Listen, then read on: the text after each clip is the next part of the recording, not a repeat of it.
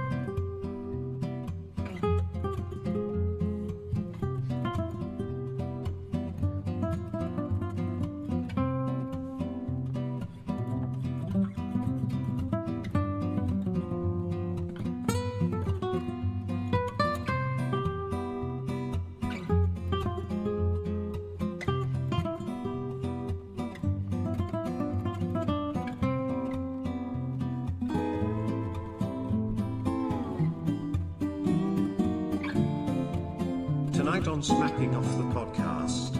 9 p.m. Eastern, Sean Devine's must-see games for Week 11. 9:20 guest picks with Alex Bryan and Chris Scully, followed immediately by a Penn State versus Ohio State discussion. 9:50 Pike's predictions with President Justin Pike.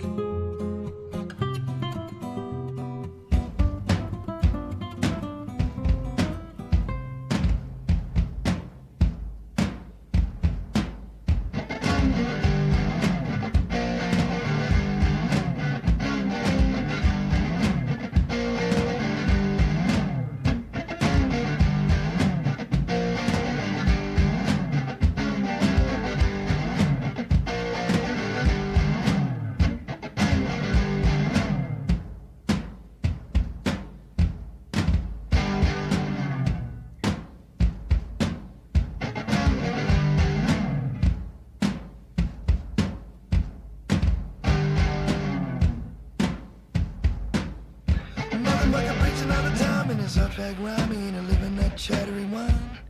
Mama's little boy never had a pain like the one he's getting ready to pay. Motherfucker got a real gift to deceiving shit like a devil's own marionette. Jiggly man dancing to an evil tune, hands obeying in the light of the moon. Motherfucker devil on his way, gonna make you pay. Be getting to your knees and pray. Well, you joke about where he at when you need a motherfucker, he's on his way. Devil is on his way. Devil is on his way. Devil is on his way, motherfucker. Well, the devil gonna make you pay. Fall to your knees. Devil is on his way. Fall to your knees. Devil gonna make you pay. Fall to your knees. Devil is on his way. Fall to your knees, motherfucker. Well, the devil gonna make you pay. Motherfucker is on his way.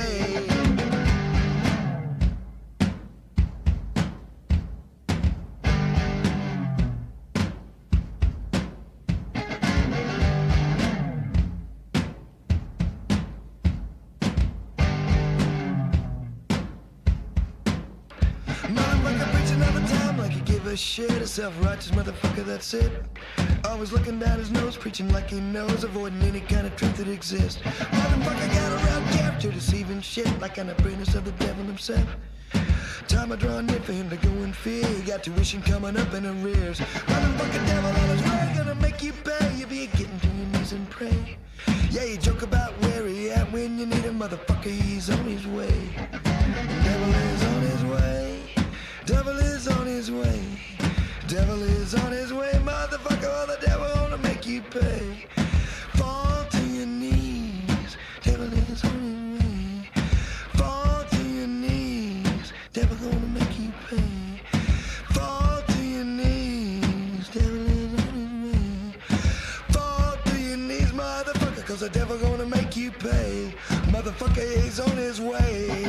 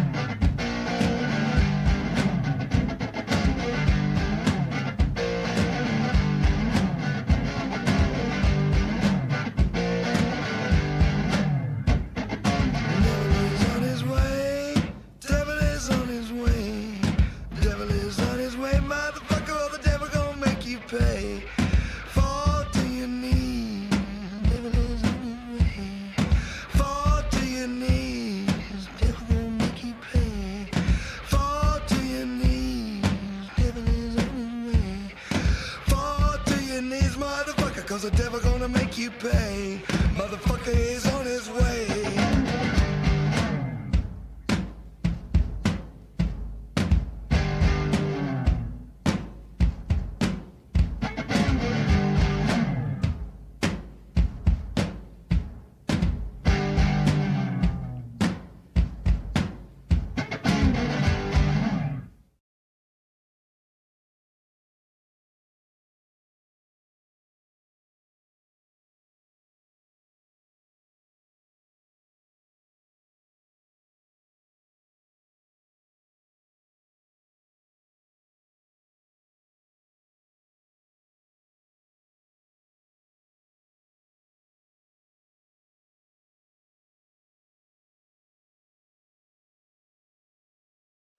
biggest, stupidest shit ever. You ain't no radio host.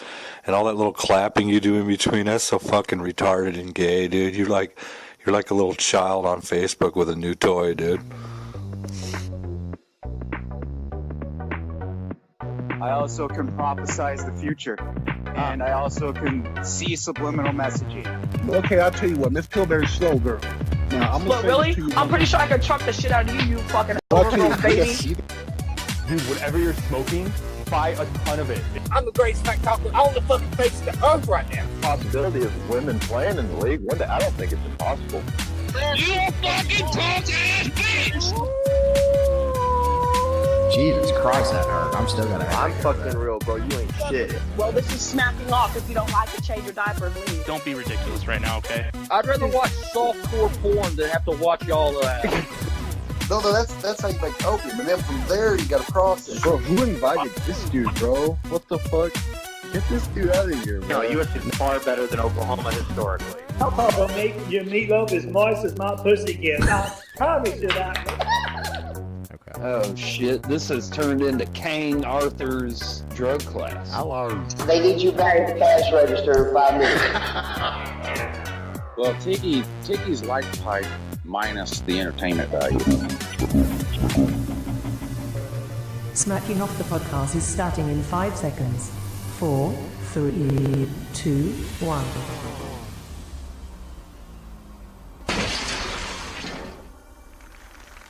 And welcome back to Smacking Off the Podcast. I'm your host, Shannon Madden. I'm joined with Doug Phillips, my co-host and producer. And we're joined on the line straight out of the gate with one Mr. Sean Devine. He's going to give us his must-see games of the week. What's up, homie? Hey, how are you, Shannon? Living the dream, Doug? baby. As always, right? Always. All right, the game in the picture may or may not be in Sean's game of the week. Games of the week you'll have to see. But anyway. Well, let's look at our group of 5 just missed games real quick. Okay. These games that were under consideration, but they didn't quite make it. Tennessee at Mizzou. Actually kind of interested. I'll probably check that game out just to see where both programs are at. Rivalry game out west, UCLA at USC. Unfortunately, this year it doesn't mean a whole heck of a lot. Texas at Baylor is an interesting one. Baylor coming off the heartbreaking loss last week at home to Oklahoma.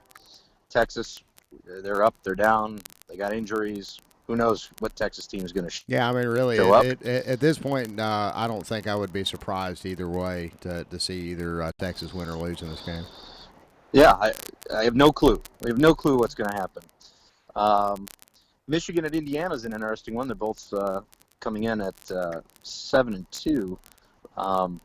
But Michigan's got the momentum currently, and there's kind of been steamrolling teams since the Notre Dame game. So, Harbaugh really wants to be considered a serious coach anymore. He's going to have to win this game. Has to.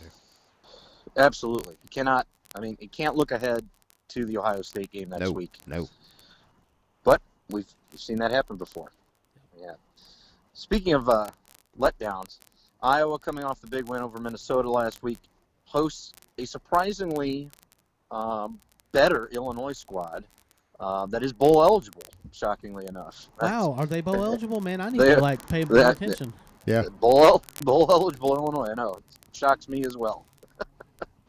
So that should be a fun one, of course, in Iowa City.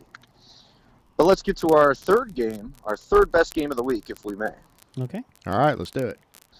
The 7-3, and they haven't lost since the Alabama game. Texas A&M Aggies are visiting the 9-1 and 4th-ranked Georgia Bulldogs. That's your CBS 3:30 Eastern game of the week. It's in Sanford Stadium, seats 92,000, grass, built in 1929. Fun fact about this game: this is the first meeting between the two teams as conference foes since A&M has joined the SEC. I didn't know that. First time they've been in the conference 7 years. This is the first time they're going to meet as conference foes. Well, it seems like a lot longer than 7 years, doesn't it? Yeah. There's just been a lot of stuff going on in college football in those 7 years. Oh, absolutely. Absolutely. You wouldn't feel like the A&M's been at least 10 years in the SEC, but no, it's only been 7 years. This is their first meeting in the SEC. However, they have met 5 previous times, with Texas A&M leading the series 3 wins to 2 defeats. Their last meeting came all the way back in December of 2009 when they met in the Independence Bowl, which Georgia won. Their first meeting, this was an interesting nugget I digged up.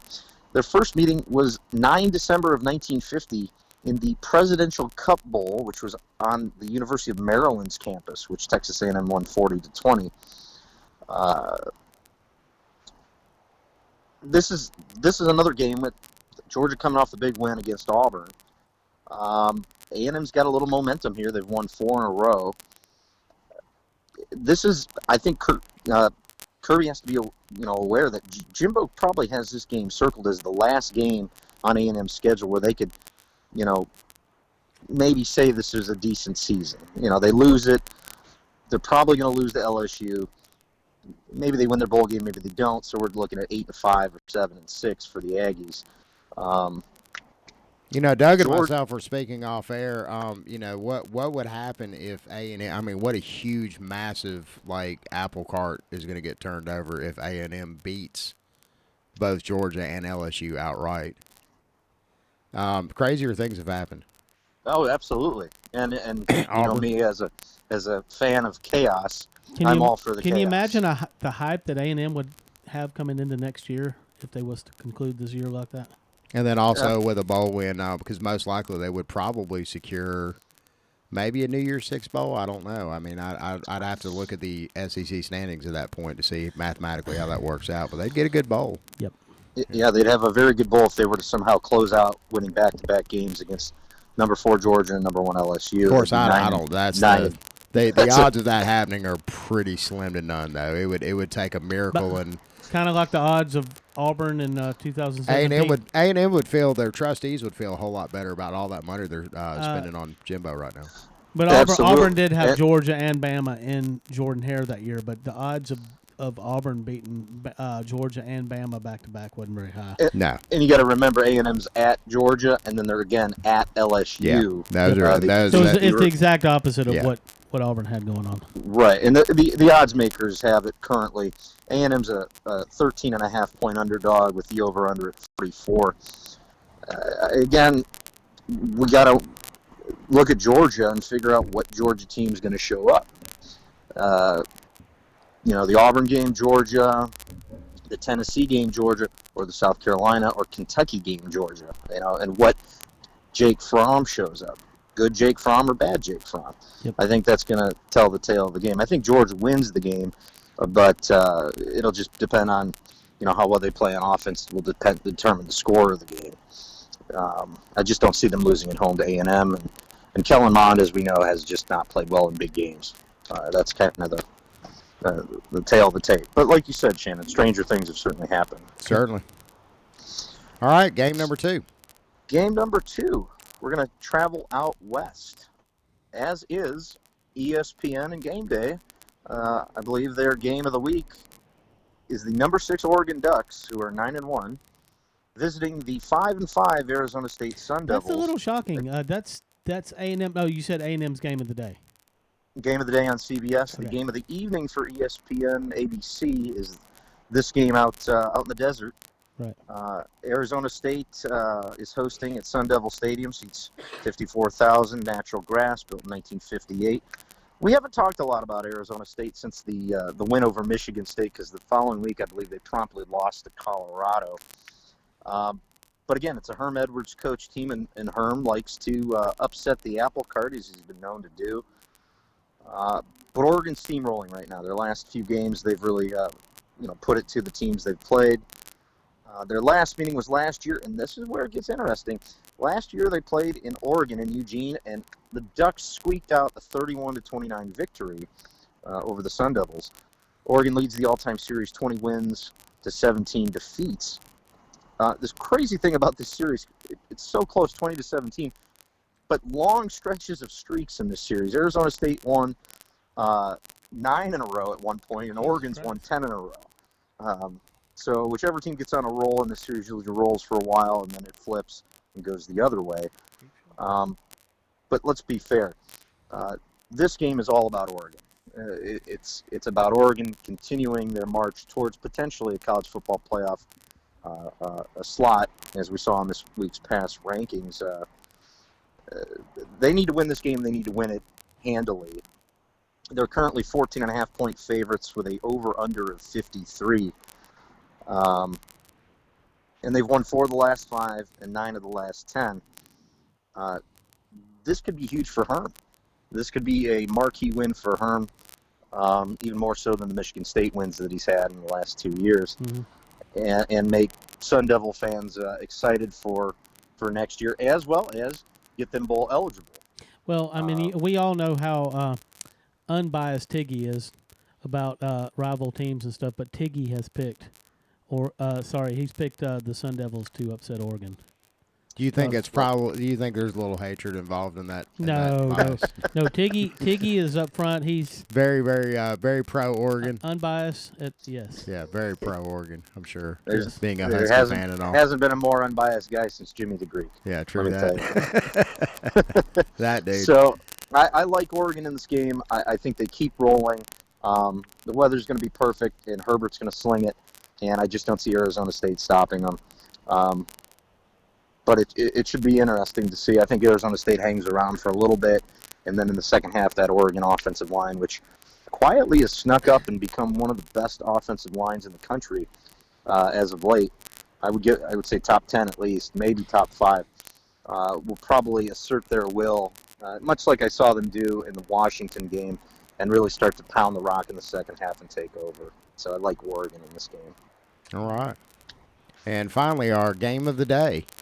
Is at a very surprising time. That was something that Doug and myself were talking about off air. And, of course, that's... which game is this? This would be the number 8 and 9-1 Penn State Nittany Lions visiting the 10-0 number 2 Ohio State Buckeyes. The big noon Fox game of the day. Noon Eastern. So if you live in our time zone, that would be 11 o'clock in the morning to watch Penn State and Ohio State, the only top 10 matchup of the day. I'm just totally blown away by this decision to air this game at noon. So Fox's decision for their big games this year, they're putting them all on at noon. It's 9 o'clock in the morning on the West Coast, by the way. Yeah, which we love. We'll be up early morning as usual. Get our 6 a.m. game day coverage in, and then we'll kick it off at 9 in the morning as we usually do. So breakfast in college football can't beat that. I hate to admit it, but I have completely gotten away from game day for the most part this year, and it's been the most wonderful thing ever. I'm dead serious. I've just. That's a whole segment in and of itself. We can probably do that during the off season because I have a lot to discuss as far as not just game day, but just. Are you watching a different pregame show, or just you're not watching any pregame shows? I'm getting online and basically googling college football news and going through article after article after article after article after article. I can't stand to have crap spoon-fed to me, and there's only a small little piece here and there.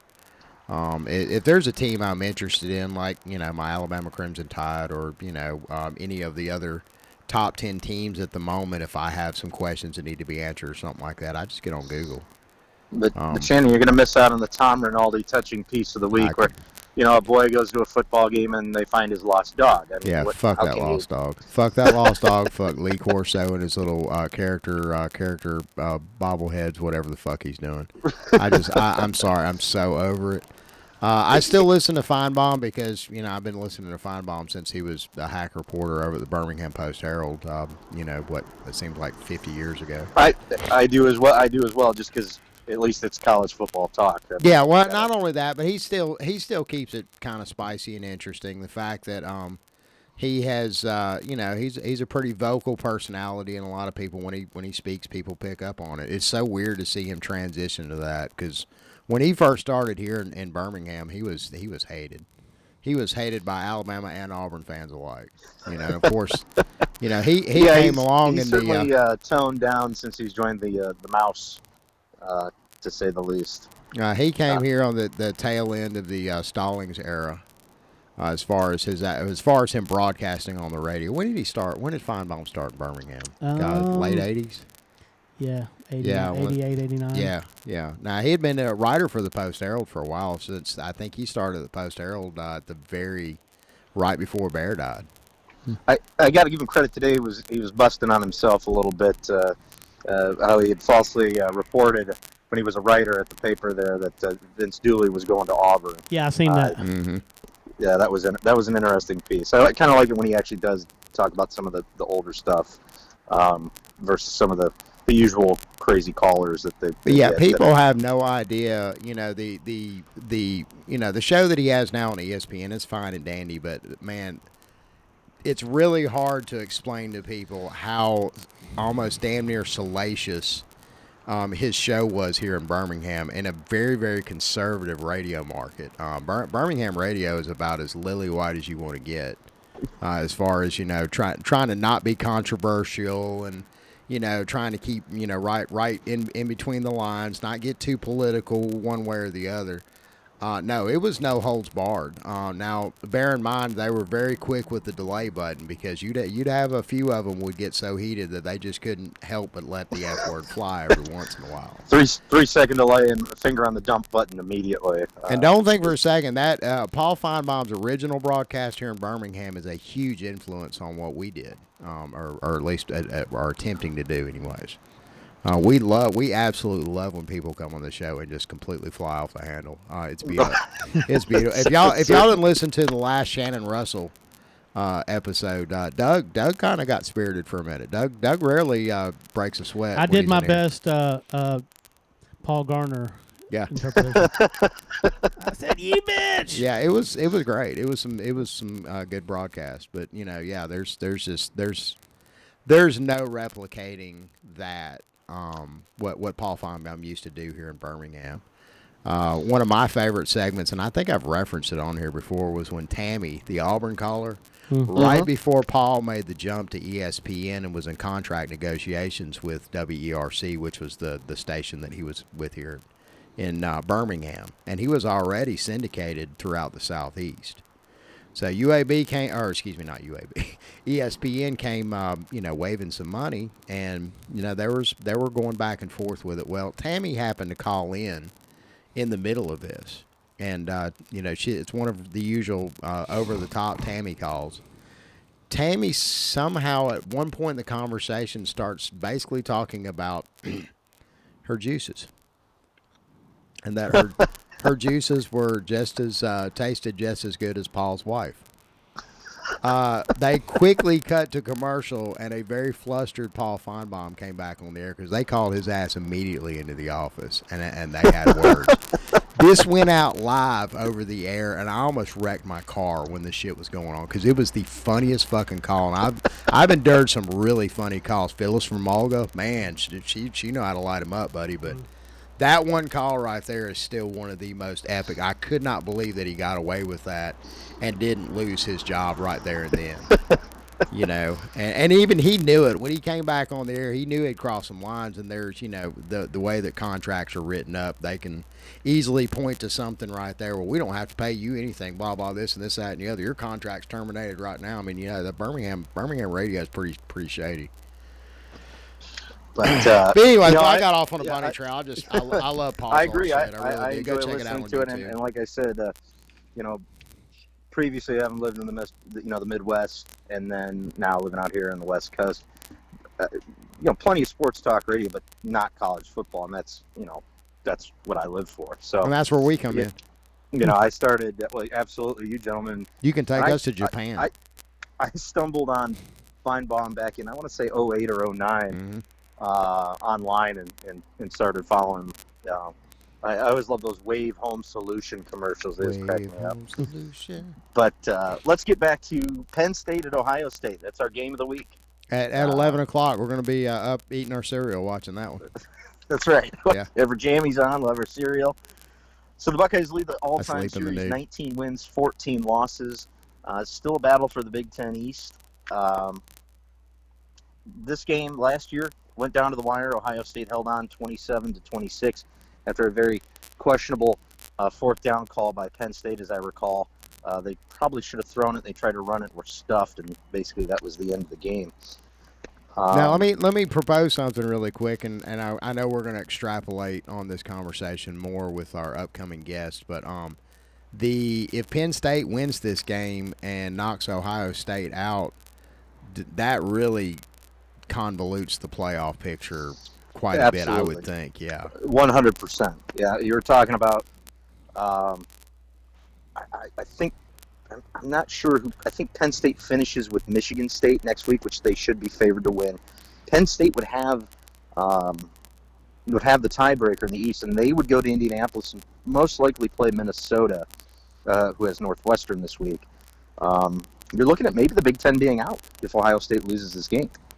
That's big time right there, because again, we were just talking, seems like just a couple of weeks ago that we were looking at several different Big Ten teams that were serious contenders. And look at Michigan. Michigan has gotten sneaky good. Yeah, their offense is clicking right now. Ohio Shea State Patterson cannot is be actually looking showing ahead us to their some battle shit. in Ann Arbor next week. Absolutely. Yeah. All right, so now next week, week. the men in the desert, they don't think this is going to be much of a game. Penn State comes into this game an 18.5-point underdog with an over/under of 57. No respect at all for Penn State.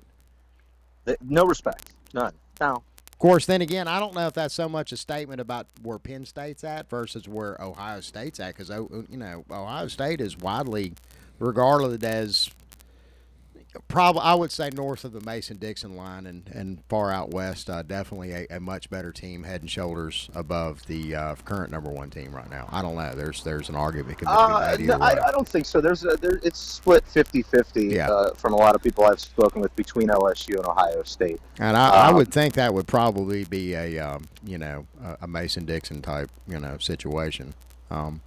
Absolutely. Folks south of the border would the reason probably I think lean Penn toward State isn't coaching. getting respect in this game, let's not forget, if we go all the way back to week 2, Penn State nearly lost at home to Pitt, and we know what Pitt is. True. Garbage. And Pitt's coach kind of fucked that game up by not going for 2, and his players thought they were going to go for 2. Then they ended up missing, I think, the extra point of the field goal. I'd have to go back and look at the film. But Ohio State's got everything to gain. Penn State should be coming into this game with nothing to lose. But I look at the talent on paper. Ohio State dominates in just about at every position. I expect the Buckeyes to take care of business at home. Of course, it's in the shoe. 104,000 strong, screaming scarlet and gray. I'm going to say Ohio State 38 and Penn State 20. Penn State gets that last touchdown in garbage time, and then we set up the game next week. All right, and next week is week 14. That's it, guys. Gosh, I can't believe the season's almost over. It is absolutely flown by too fast, but those are our college football seasons. They're gone too quickly. Hey, week 15, he gets to pick 3 games out of how many games will be that weekend? Well, if we include the few group of 5 conferences, we're looking at, I want to say, about 8 games, I think, that week. So it's still a decent. Hey, man, it'd be cool if one of the group of 5 conference title games makes the list. It might. The AAC, some people around the country have said are better than the ACC this year. I think Tim Bailey has said that as well, that the American Athletic has been better than the Atlantic Coast. Yep.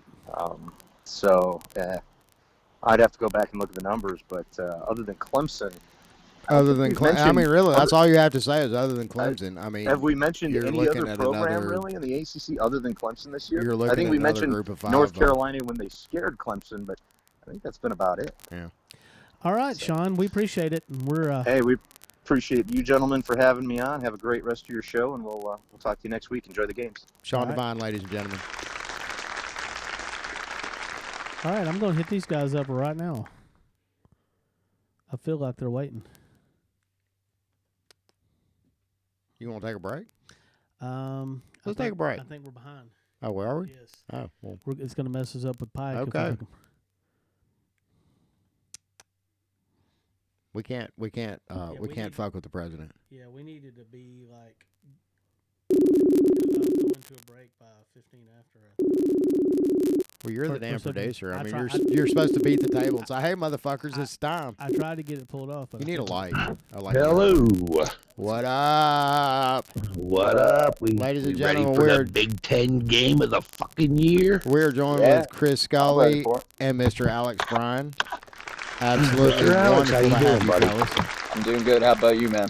Doing wonderful, Chris Scully. I gotta say, I'm hospital. really, yeah, that's what I'm saying. I'm really dang. glad to hear from you because I know that you had a kind of a rough time there for a moment. Oh yeah, man, it was bad. How you doing? How you feeling? Man, I'm doing all right. You on the man. mend? I'm doing all right. And, I just realized, things happen for a reason, and I'm here for a reason, and shame about my buddy. But life moves on, man. Life moves on.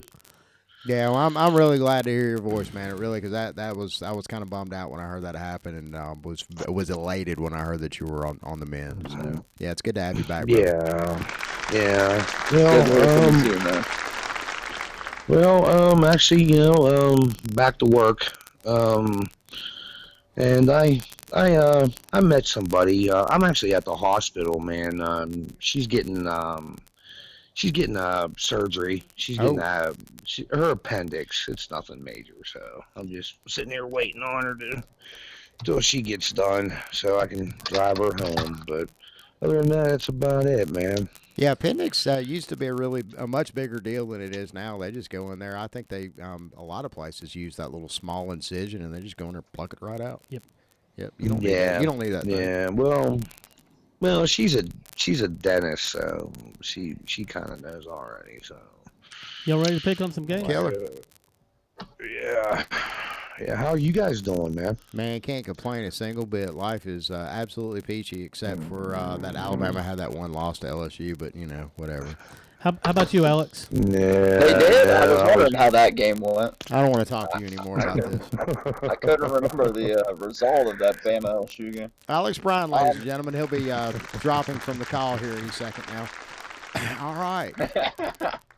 Now, we're going to go ahead and do our game pick, but also we're going to have Chris Scully and Alex Bryan discuss the Penn State-Ohio State game. Or Ohio State-Penn State game afterwards. But let's go ahead and go through some of these games real quick, shall we? All right, let's bring it. Let's do it. Let's go. Texas A&M at Georgia, number 4 Georgia, that is. You want to go first, Chris? Oh, okay. We'll switch off. I'll go first. Okay. I tell you what, I like Georgia. I say Georgia by 2 touchdowns. Okay. Alex. I completely agree. I think Texas A&M, they're a good football team. They're not a great football team.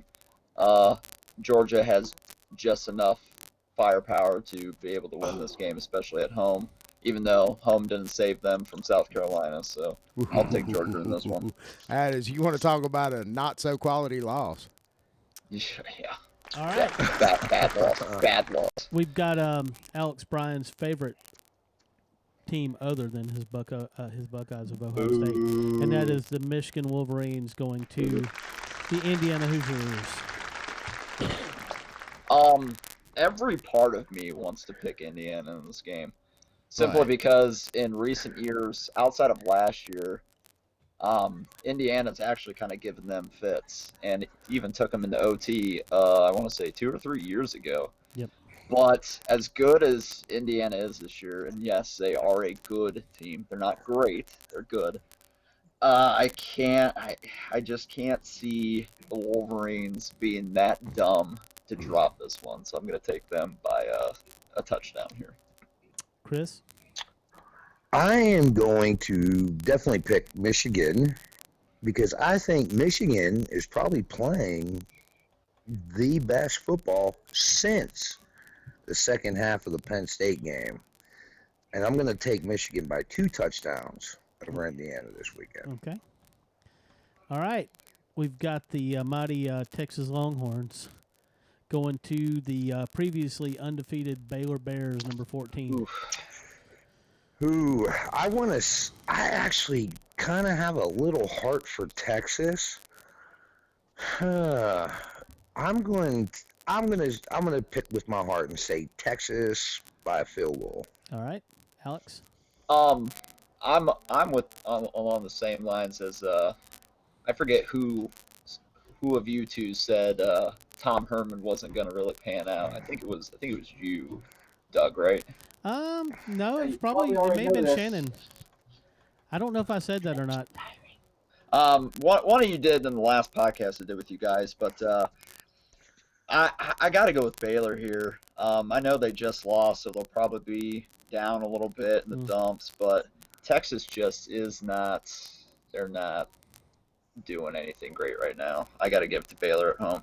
Does that mean Tom Herman is not going on the short list for the next coach at Ohio State? Not yet. I think this was too big of a job for him to begin with anyway, so soon. I think he could have went from Houston to maybe a MAC school or something like that, upgraded a little bit, but he definitely took the leap too quick, and Texas was a big job that needed somebody else there first before he could, it just wasn't the job that he should have taken. I got you. All right. This one I put in for comedic value. UCLA at USC. This used to be a huge game. Not so big these days, but what do you guys think? Go ahead, Alex. You pick. USC for sure. I know Clay Helton's on the hot seat right now, and everybody wants to throw him to the wolves, but they're 7-4, guys. I mean, that's not bad. It's not what USC fans want, which is, of course, the big issue here. But how they looked last year was terrible, yes. But you got to think, Clay Helton won a Rose Bowl and then won the Pac-12 in his first 2 years as their coach. Right. So he's going to right this ship, and I definitely think he's going to beat UCLA, finish 8-4 there, go to a bowl game, and hopefully, for his sake, win that so they finish 9-4. And he will be there next year. Chris? I'm going to go with the Men of Troy and say a close one. And I'm going to even say that USC takes them in double overtime. Okay. I'll say to go to double overtime, and USC will pitch this one out. All right, let's go ahead and expand on that comedic element that I was talking about earlier, and let's talk about Nebraska at Maryland. Garbage versus dumpster fire. Yeah, everybody lost stock in Nebraska this year. Got to throw games like this in. I'll let you take this one first, Chris. I tell you what, man. You're an asshole for putting this on here. Oh, these. I'm gonna just because, man, I actually talked to a Nebraska fan earlier today. I'm gonna take Nebraska and say they beat Maryland, not by much. I'll probably say Nebraska by a field goal. Frost warning. Yeah. I agree. I think Nebraska takes this basically because of the fact that they're fighting for their bowl lives right now. They have to win the last 2 games to make a bowl, and Scott Frost knows the importance of needing to make a bowl in his second year, especially after that flop of the first year. Are they 4-5? Maryland team. They're 4-6 right now. They have to win their last 2 games to make bowl eligibility. Gotcha. I think they can do it. I think they have Iowa last game of the season, if I'm not mistaken. Ooh, yeah, that'll be a tough one. But, Maryland just has nothing going for them. I'm not sure why people were so high on Maryland after those first 2 games. Granted, they did look impressive, but... And Nebraska, too. Everybody was high on them. I feel like that was a snipe towards me because I actually included Maryland in our week 3 conversation, and I learned my lesson. They look yeah. They did. But I definitely agree with Chris here. It's going to be closer than what it should be for Nebraska. I think they beat them by 3 points as well. I'll take them over Maryland at Maryland. All right, we can talk now about a really decent group of 5 game. Decent group of 5 team, Memphis, at South Florida, which is not looking so hot this year. Did play good last week though against who was that? Who'd they play against last week? Somebody. South Florida lost on a last-second field goal to the Cincinnati Bearcats. Yeah, that just blew me away. I mean, I just couldn't believe it. I was surprised it was that close. I Yeah. thought Cincy would kind of mop the floor with them, but I guess the road environment kind of took its toll. But thankfully, Cincinnati pulled that one out. Yep. Ooh. I'm gonna have to go with me being in Tennessee, and I'll take Memphis in a close one. All right. Memphis by 4 points. All right. I agree. I don't think it's going to be as close, though. I think it'll be at least 2 touchdowns. South Florida at home just hasn't been super great. Granted, they've played teams like Cincinnati and Wisconsin, so they haven't had the best home schedule. But they're just not a team that's fighting for anything good this year. Memphis is just a really strong team for a Group of 5 school. I got to give it to them. I can't see them losing this game. All right. Number 6, Oregon Ducks going to the Fighting Herms. The Fighting Herms of Arizona State. I'm gonna go with Oregon. I say they win pretty soundly. I say they win by 10. All right. I'll also agree there, Oregon for sure. I kept looking at this and I tried to convince myself that Arizona State would be able to pull the upset at home. Their stadium is no joke to play in. I've seen a lot of teams in recent years get upset there. But Oregon right now, ever since that Auburn loss, where it was almost a win for Oregon. Ever since then, they've just been clicking in all ways. So I'm going to take them by 3 touchdowns. I don't think that one's going to be close at all. All right. Have you guys heard that Tennessee is back? Yeah, life champs, baby. Yeah. Woo. Yeah. Tennessee. Too bad not eligible this year. Tennessee is going to Missouri. They haven't beaten Missouri since 2016. And this is will this be the game that pushes them into bowl eligibility? If they win this, they become bowl eligible. They'll be 6-5. And this is actually this is a very important win for them. Of course, I don't think it's near as important as their last game of the season. I guess it's just important for them to beat Missouri because they haven't beaten Missouri since 16. Yeah. And this is at Missouri. Yes. Well, listening to my apprentice talk about how big of a Vols fan he is, and he might listen to this show, I'm going to take Tennessee beats Missouri by a touchdown. No, seriously, go ahead and give your real pick. Yeah, I looked at this. I looked at every stat I could for this one because this one was really hard for me. But in the end, it became very easy because I was reminded that Missouri currently has a top 10 defense in the country, believe it or not. Tennessee, they can be bowl eligible next week when they play Vanderbilt. That should be a win for them. They're not winning this one, Missouri at home. I like that pick. Yeah, I do too. I don't know if I agree with it, but I definitely like it, and I hope that it happens. Yeah, fuck them balls. Yeah, fuck them balls indeed, especially after my little debate with Loudmouth last time we were on. Paul Garner. Paul Garner swears that he whipped your ass. Fuck his balls. Well, you gotta remember, I live in fucking Vols capital, man. I gotta take the Vols. You poor thing. How about the? You don't have to, but that's completely your choice. You're not obligated. That is your prerogative. The Fighting Anastasians of Utah are going to Arizona. Part of me wanted to pick Arizona for this. Someone, dude, come on, you can't do that. I just can't because Utah's defense is really good. And they're fighting for the same type of thing Oregon is, trying to get some relevancy late. I got to take Utah by at least 14 in this. Yeah, bear in mind that Kevin Sumlin is not coaching Texas A&M in this game. He's coaching Arizona, which I don't think it would have mattered either way. Yeah, either way. Yeah, I'm going to agree with Alex and say Utah by 14, maybe 17. Yeah.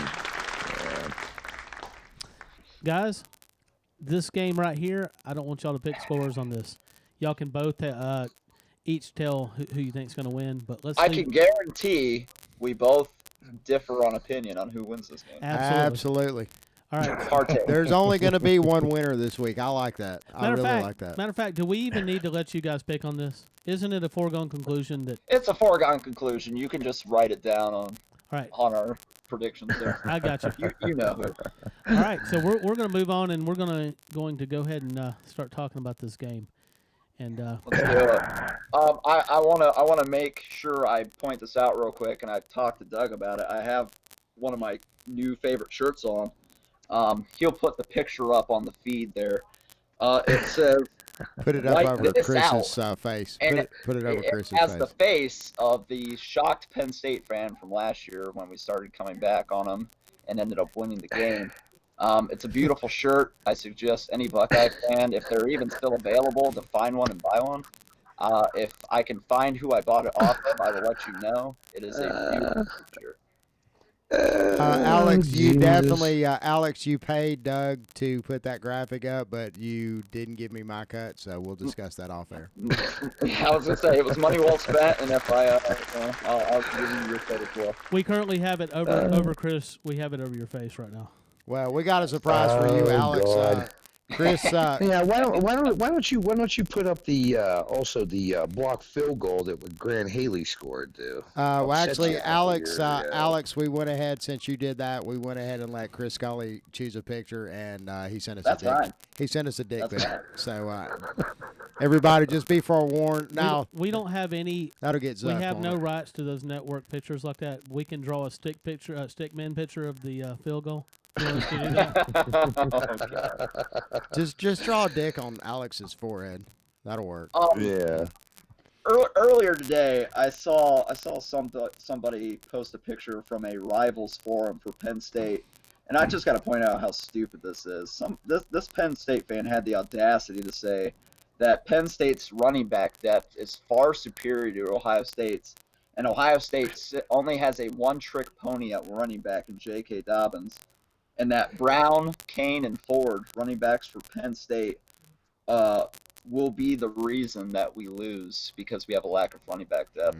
I just want to point out that our backup running back, Master Teague, has more rushing yards than all three of them. And J.K. Dobbins, that one-trick pony, has more rushing yards than all three of them combined. And Clifford and Fields, both quarterbacks that are going to be in this game, both have more rushing yards than two of those running backs that guy's named. So the delusion is out there right now for these Penn State fans. I swear, it is absolutely alarming that somebody would even say this and believe what they say. Well, I'm gonna have to, as a Penn State fan, let me back this up a little bit. Okay, you got to remember, first of all, Noah Cain has been out for 2 weeks. Okay, which basically he has shown that he was basically should be the number one, running back in that slot. Now Journey Brown has, he's produced 2 100-yard games. Now you got to remember something. Devin Ford, he's a 4-star. Kane was a 5-star, but somehow he got knocked down to 4-star when he went to Penn State. I don't know how that happens. Journey Brown, he's a pretty decent running back. And then, Devin Ford, I think he was a 4-star too. So Penn State does have a stable of good running backs. Now, I'm not going to say nothing about Ohio State running backs because Ohio State does produce good running backs every year. I'm not going to say nothing. But as far as the forecast, I believe it's going to be rainy and sloppy that day. So it's going to be rainy, yes.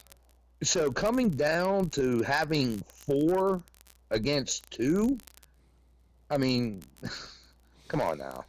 And you got 4 fresh legs.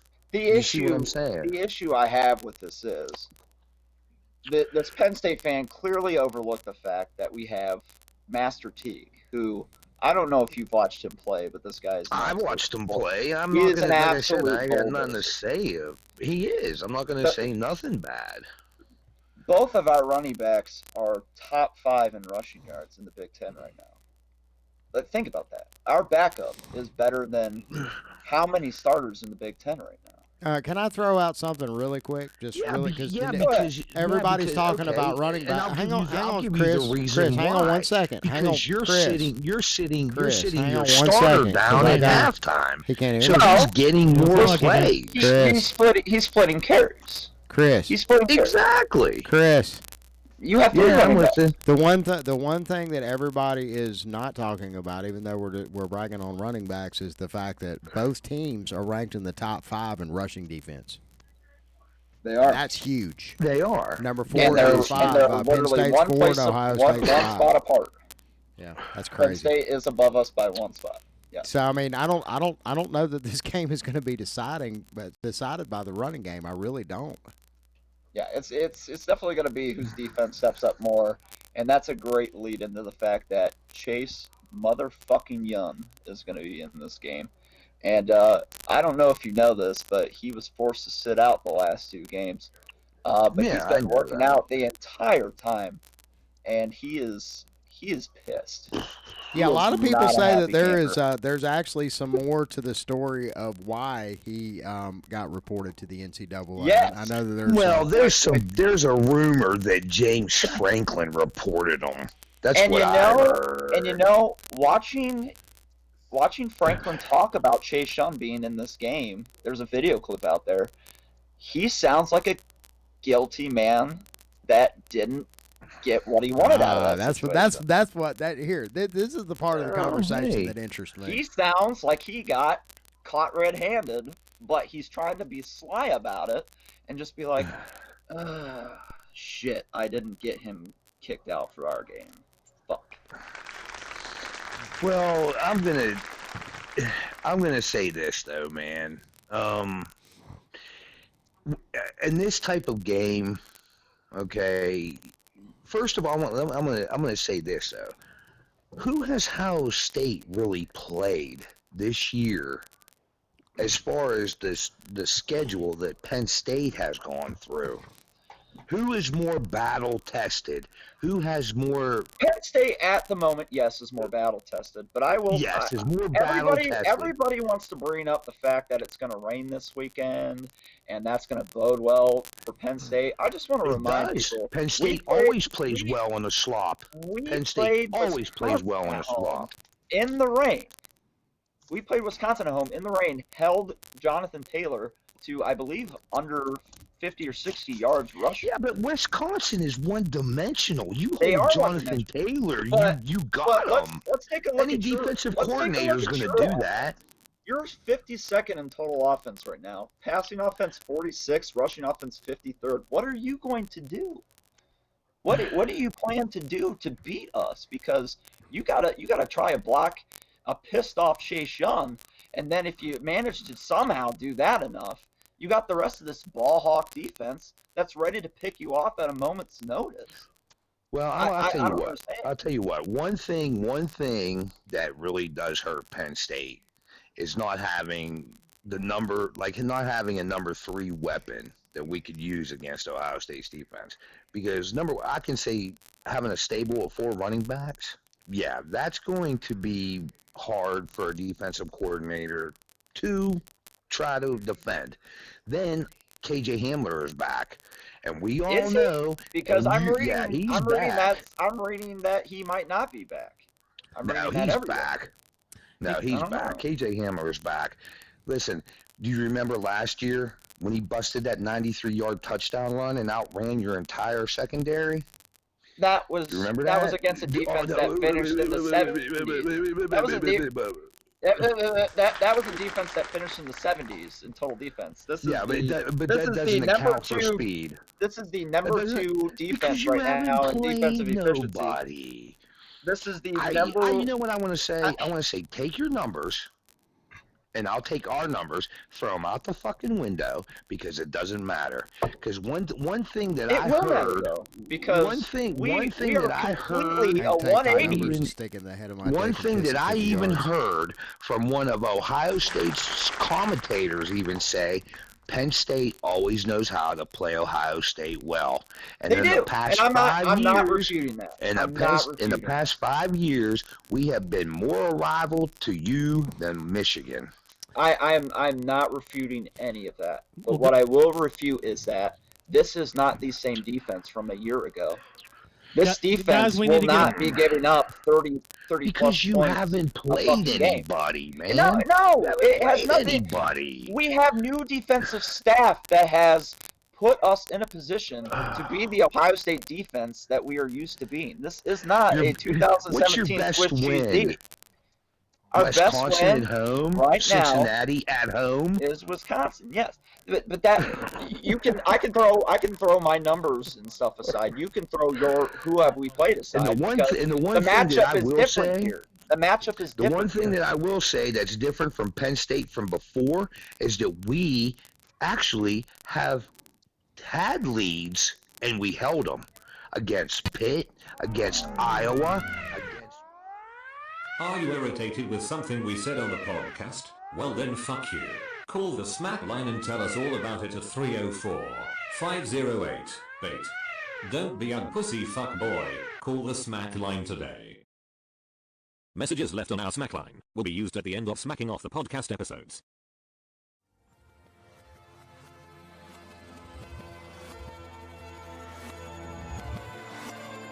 Hashtag Family Smack. The worst smack group ever. Look for us on Facebook and on MeWe.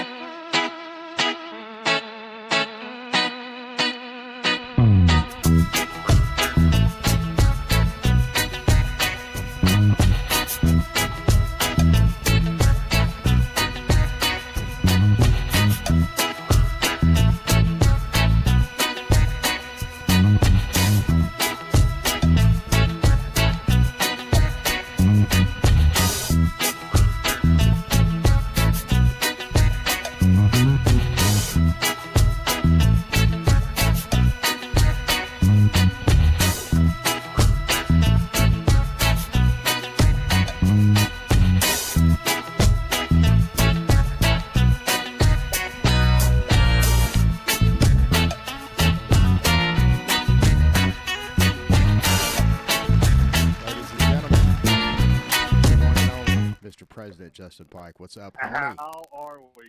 I'm doing absolutely wonderful. How about yourself? I'm great. Just got home from the furniture store. Did you make how much bread did you make today? I sold $7,500. So that translates to what?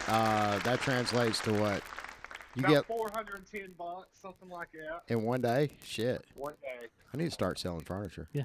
That's how I do it. That's a hashtag lifestyles the rich and famous. So there were 6 people. There were 6 salespeople on the floor today. I did the whole entire store by myself, and we were taking turns too. What were the rest of the people doing? Were they just like playing on their Game Boy or something? Who's calling us? They're pretty much just there. We're getting a call apparently. Who we call?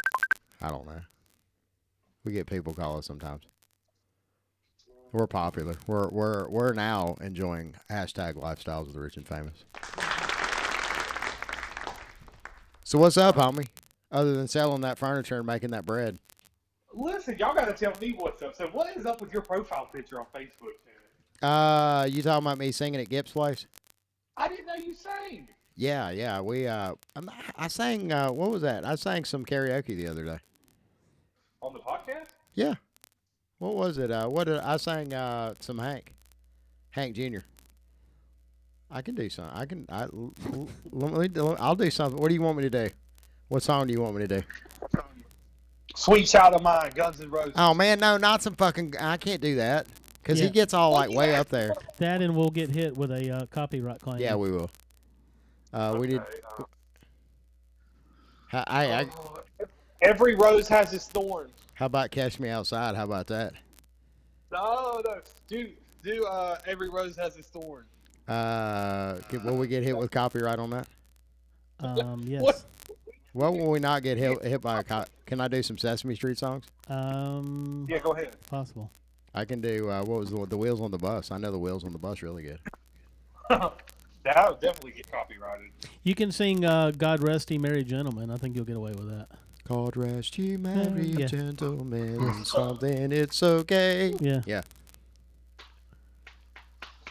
So what did you sing when you sang? Did you sing cover songs or did you write your own music? Well, now that particular performance you saw, the one on my cover photo on the Facebook, if you're lucky enough to be friends with me or if we interact on Facebook, you get to see my profile picture too. It's awesome.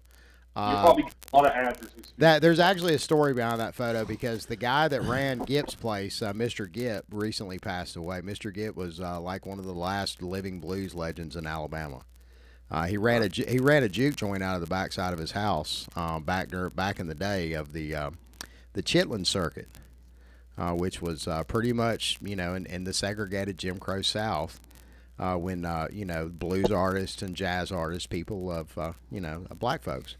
When they came through the South, they couldn't go play the big theaters and concert halls in town, so they would go out to the edge of town and find a friendly place that they could go and set up, usually a bootlegger's house or a little garage around back or something like that, and set up a impromptu juke joint.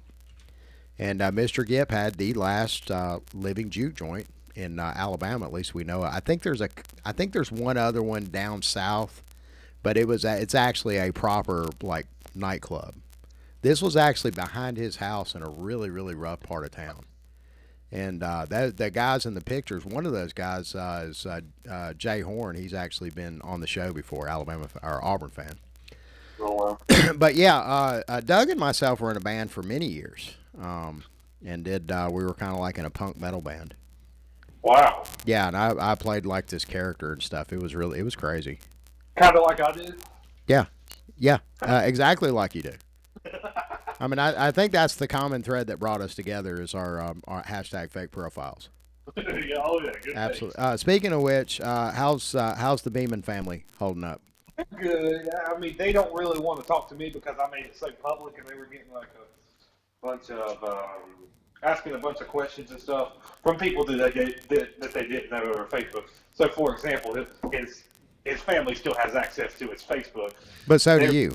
They've been getting messages saying, "Fuck you, Pike. We know you're lying." And for someone to pass away, and then they get messages like that. Yeah, that's horrendous. Right. We won't stand for that here on the show. Landon Beeman was a valued contributor to the show, and I feel like you're going to be carrying his legend on. In fact, you'll probably be doing Landon Beeman's character before too terribly long. Correct? On the show, yeah. Yes. Yeah. You know what? I'm gonna find a way because they have him cremated, right? So he's in a jar. Yeah.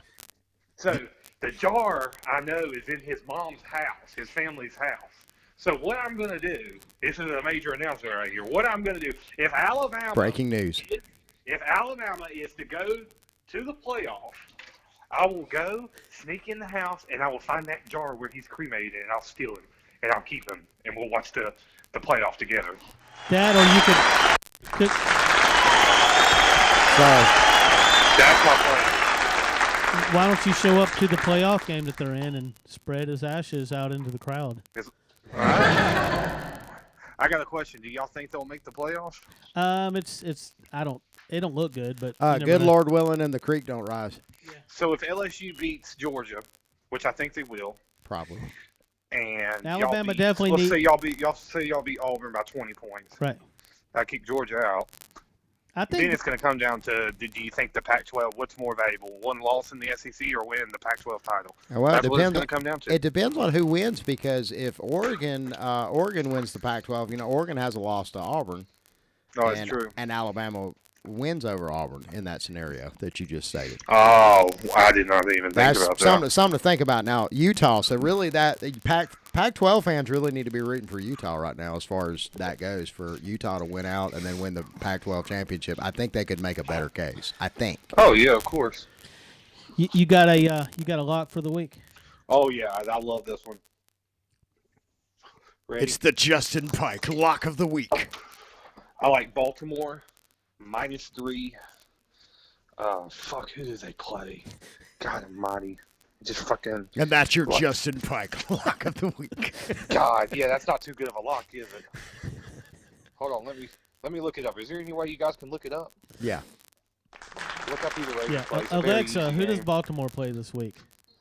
Well, this is the NFL. Ravens.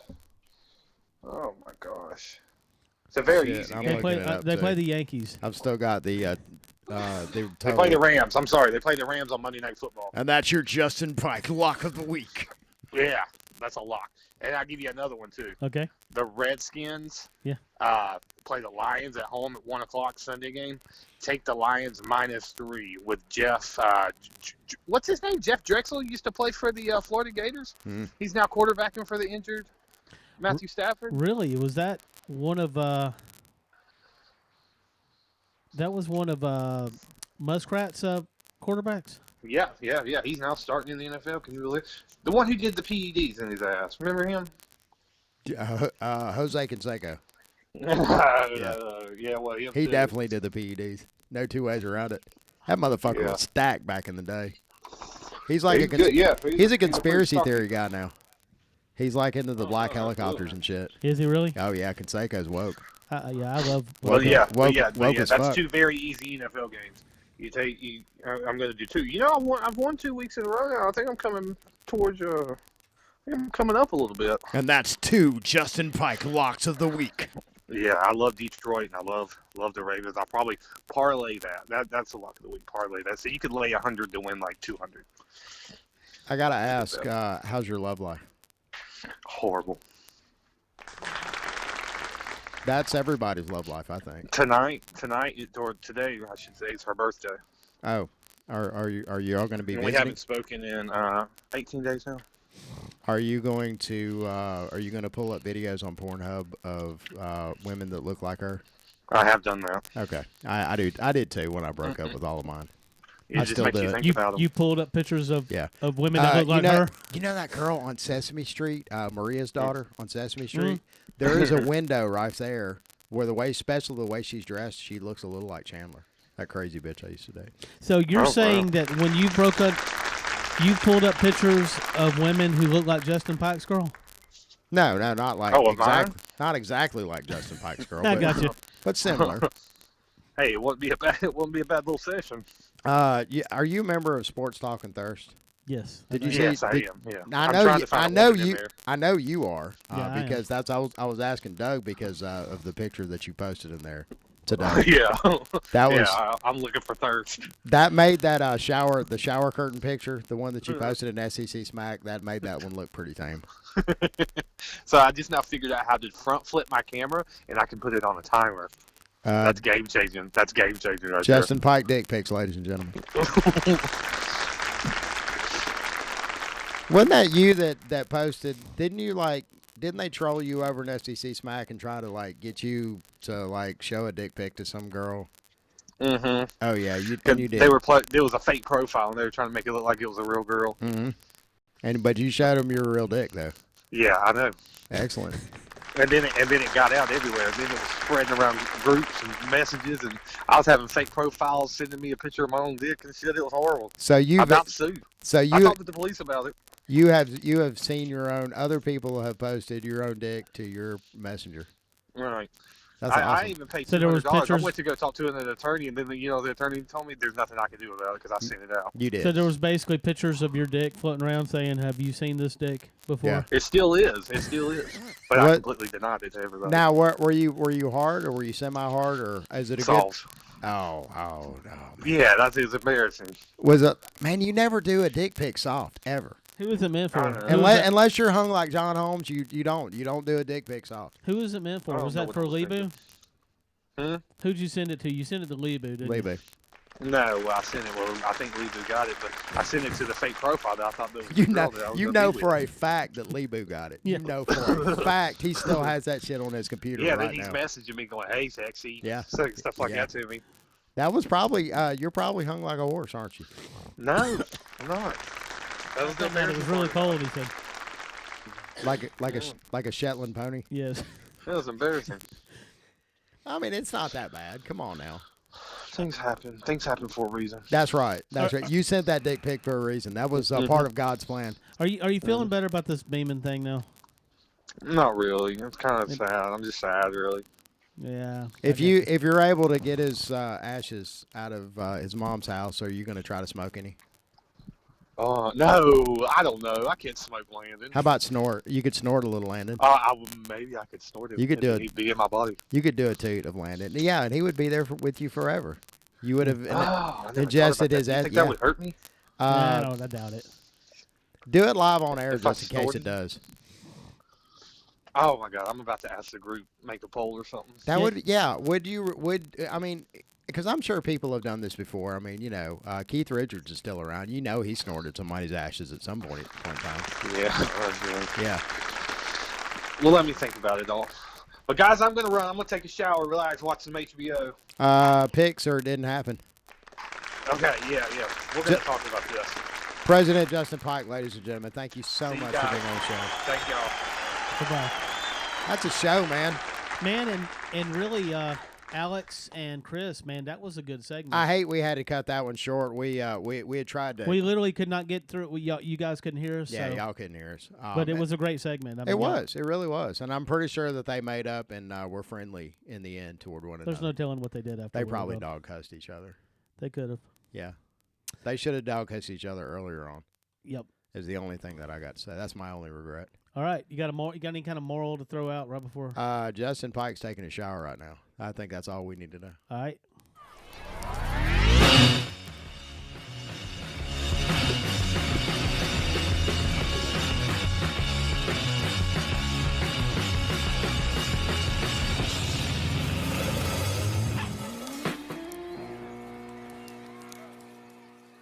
Find Smacking Off the podcast on Facebook and on YouTube.